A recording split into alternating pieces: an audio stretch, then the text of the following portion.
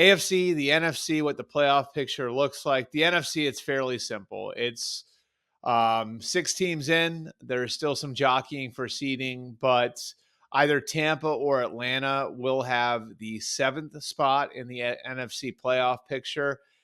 And right now, Tampa is the team that controls its own destiny. The Buccaneers play the Saints this weekend. The Falcons play the Panthers. On paper, those look like wins for the favorites. So in that case, Tampa would go. It's pretty simple, cut and dry. And for the Buccaneers, this would be big. That's 4 division titles in a row if they win on Sunday. And 2 division titles in a row post Tom Brady. Pretty remarkable 5-year run if you think about it, because those 4 division titles were, of course, preceded by a wild card year in which the Buccaneers won the whole thing. So it's great credit to everybody there. Of course, in Atlanta, Raheem Morris getting his program off the ground. Obviously, there are questions about the handling of the end of the Commanders game on Sunday, but I'd say everything's going in a positive direction right now in Atlanta. And while they've got the Kirk Cousins thing to deal with, looking at Michael Penix, where he's been through a couple of weeks and where he could be going in 2025, there's a lot of reasons to look upon the Falcons' future under Raheem Morris with optimism, regardless of whether or not they win on Sunday. Now, with that taken care of, the AFC picture obviously is a little bit more complex. There's one team that's in a win and in spot. That's the Denver Broncos. Sean Payton in his 2nd year, rookie quarterback Bo Nix. They've done a great job there. And the other 2 teams that are still alive, the Miami Dolphins, who play the Jets, and then the Bengals, who play on Saturday against the Steelers. And this is where the AFC picture is a little complex. You have 3 of the divisions already locked up. Miami or Kansas City will be the number 1 seed. They've won the AFC West. Buffalo will be the number 2 seed. They've won the AFC East. And Houston will be the number 4 seed, and they've won the NFC South. That leaves, of course, the AFC North, which is tied into how everything will happen with the last playoff spot. Let's get to that last playoff spot first. Again, Denver is winning in, and they're in a unique situation here because they're going to be playing Kansas City, which normally would be one of the worst draws you could possibly have in a win and in spot, but the Chiefs aren't playing for anything. Andy Reid's already said Carson Wentz is going to start. Now, here's the thing about that, right? Andy Reid's typically been able to get more out of backup quarterbacks, get more out of reclamation project quarterbacks. So I don't think this is like a lay down and die situation for the Chiefs with Carson Wentz in there. I think they can still win a football game with Carson Wentz in there.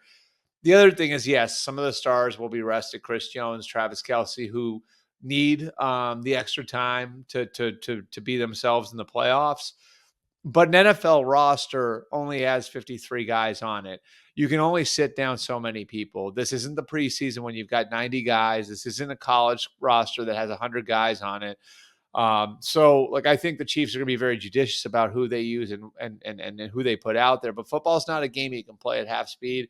And the rosters are as such, again, where you really can't sit that many people. So I think if Denver's on its A game, Denver wins. If Denver brings a little bit less than that, then we could be talking about something else. If the Broncos lose, then that opens the door for the Dolphins. The Dolphins play the Jets. Tua's health is still obviously a big question here. And I look at the Jets as one of these teams that obviously effort's been a question over the course of the last few weeks. It didn't look great against Buffalo on Sunday, but with teams like the Jets, you often get them in these spots at the end of the year where you see a little bit of a bounce. And one of the reasons why most rosters are made up of guys with uncertain futures. Huge percentages of the roster, guys have uncertain futures. So a lot of these guys who are going to be taking the field for the Jets on Sunday will be playing to put one last thing on their resume before they go out and try to find a job for 2025. And that's only amplified by the fact that the guys who are in the Jets building right now don't know who the GM is going to be next year, don't know who the head coach is going to be next year. And so, again, I think if Miami plays the same game, if Tua is in there, Miami probably wins. But, I mean, if they slip a little, I think Aaron Rodgers and the Jets could win that game? Absolutely, they could. Which brings us to the team that the 6 teams that have qualified for the AFC bracket probably don't want to see, and that's the Cincinnati Bengals. The Bengals would need the Broncos to lose. They would need the Dolphins to lose. If those two things happen, then they can slide in and become the 7 seed, which would create a Buffalo-Cincinnati matchup in the first round of the playoffs. And then if the Bengals found a way to upset the Bills, then the Chiefs would see them in the first round, which could win the second round, which could motivate the Chiefs to want to maybe creatively manage that game against the Broncos. The Bengals, I think, of the three, are clearly the most dangerous. Joe Burrow is playing at such a high level. That offense is at Mach speed right now, at Mach 5 speed. Is that right? Mach 5? I think that might be the right term. They're flying with Joe Burrow and Jamar Chase having a historic year, closing in on the Triple Crown. T. Higgins has come around the home stretch at really, really strong. That group and the defense is starting to play a little bit better, and certainly got some key stops down the stretch in that Saturday night game against the Broncos. So the Bengals sit there as the team that I don't think anybody wants to face.